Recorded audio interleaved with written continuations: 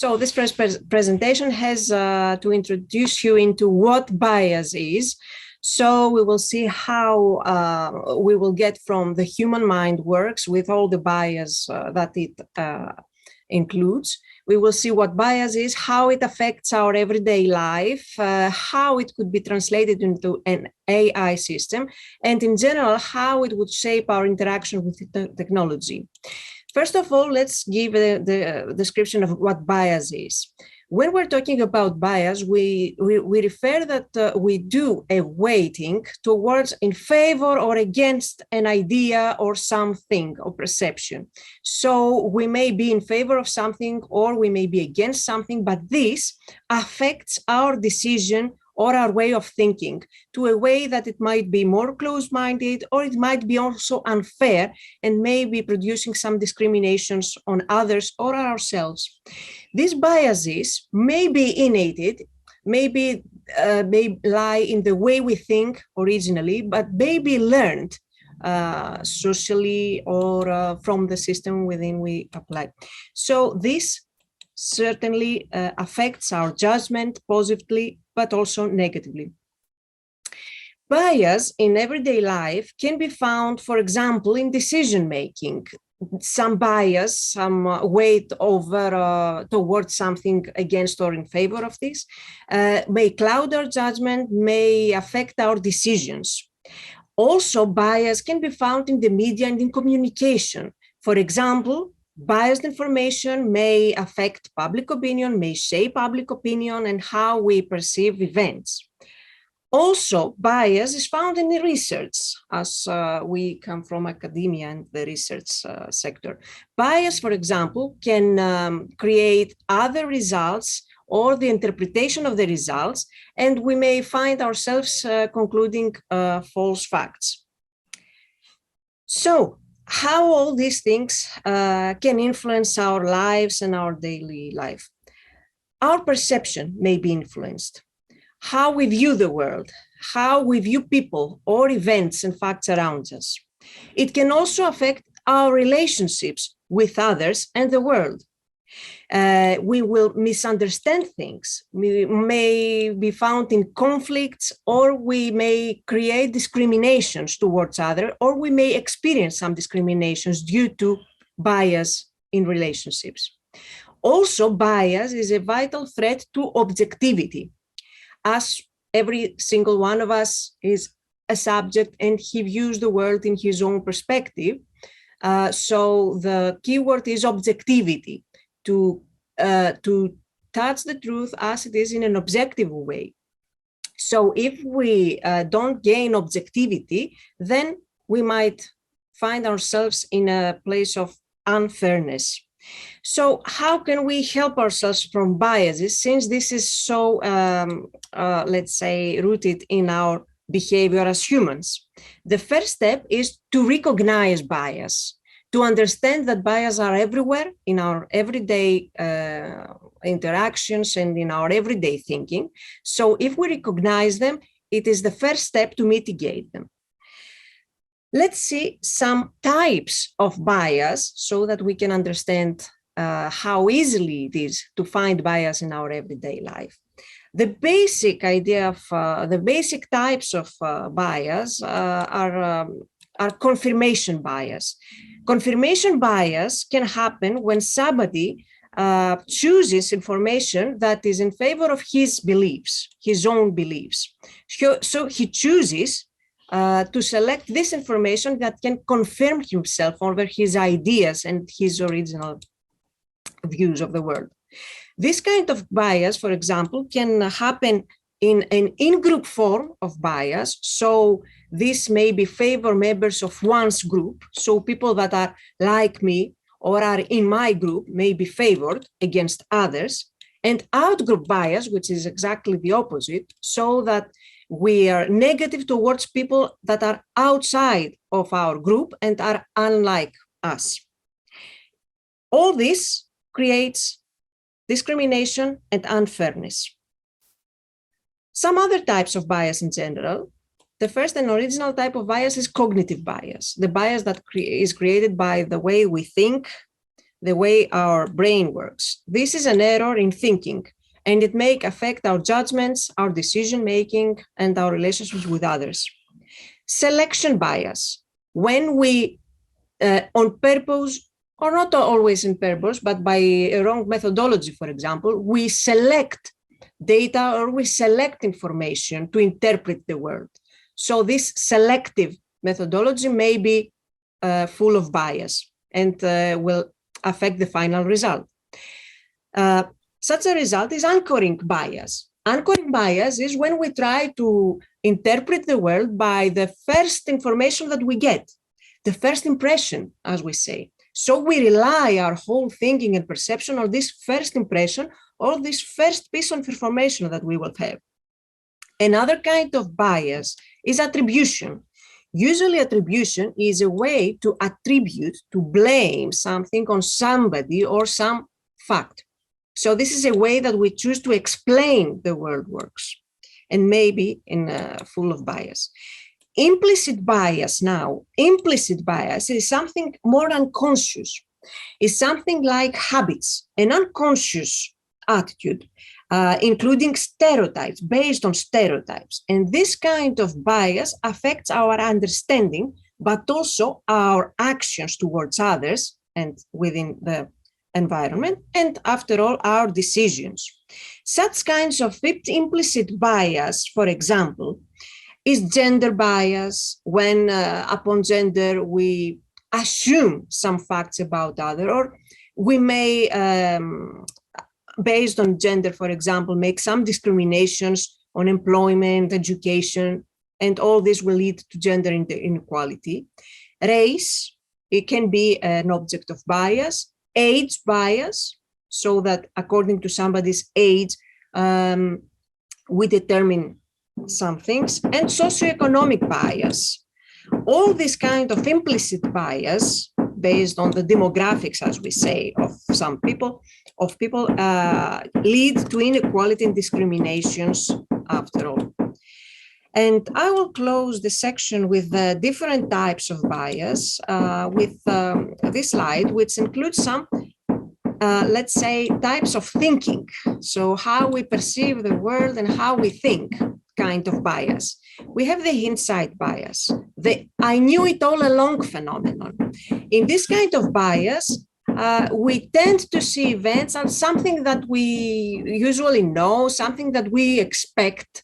Okay, so maybe we have random events and we try to make them, to understand them like something that it was meant to happen. Availability heuristic is a cognitive bias, a cognitive type of bias. This relies that we pick the first example that comes into our mind to explain the rest of the phenomenon and take our decisions. Self-serving bias, something like the availability heuristic, but here we choose this option that serves us most. So among all explanations, among all characteristics, I will choose this that will attribute success to my abilities and efforts. I will blame everybody outside myself and my efforts for a possible failure of mine. And the last one is fundamental attribution, the tendency to underestimate situational factors and base our decisions on personal factors. Okay, all this in our daily life. Negativity bias. We tend to see everything in a negative way and ignore anything more positive. Optimism bias, the opposite exactly. So we tend to see everything more optimistic and ignore the negative aspects or any threats and other things. The bandwagon effect. This is like groupthink. So we align our thinking and our decisions to others. What everybody does is the correct thing, so I will follow this. And we have the also known Dunning-Kruger effect.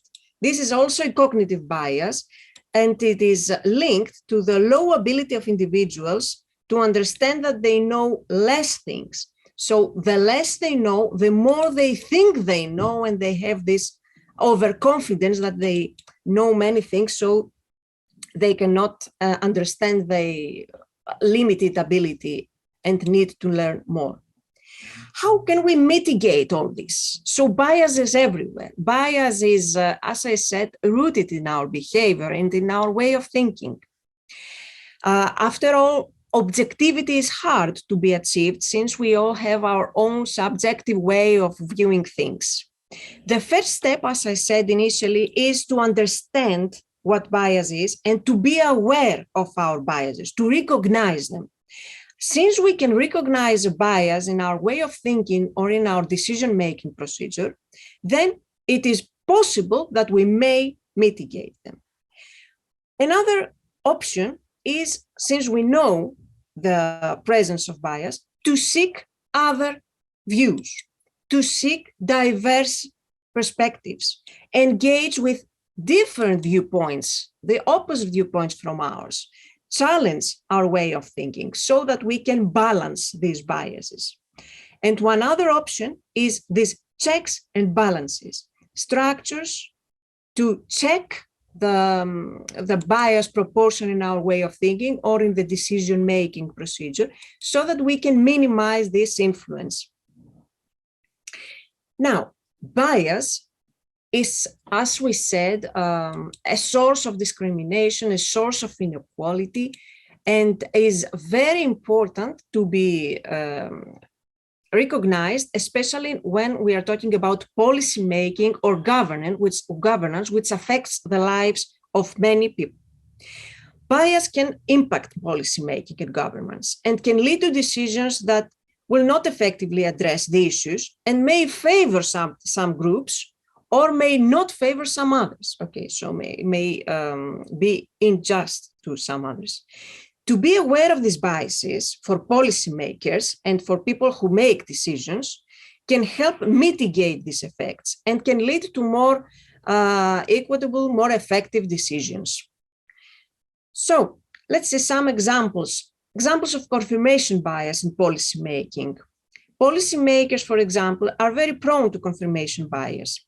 They choose to favor information that suit their purpose and their pre-existing beliefs. Okay, so I have an initial agenda and I'm choosing all this information that can serve my agenda and my way of thinking.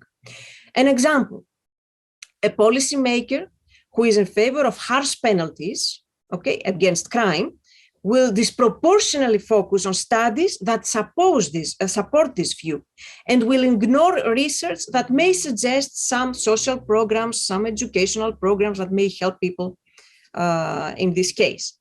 So this is an example of confirmation bias. Implicit bias as well can be found in policy making. We said that the most usual implicit bias examples are those of gender bias, race bias, age or socioeconomic bias. For example, here, when we're planning for to make decisions for urban planning, so we may favor against or in favor of some racial or some socioeconomic groups. And this may, for example, be more unfair for people who are in more lower incomes, or maybe in favor of people who are in higher incomes.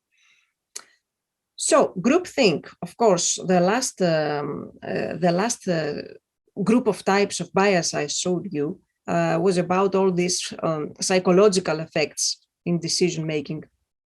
So groupthink, a good example of groupthink is when for example, most members of the government have the same views or the same background, so they might not, let's say, incorporate some different opinions. They will just go with the flow, go with what more of the participants say.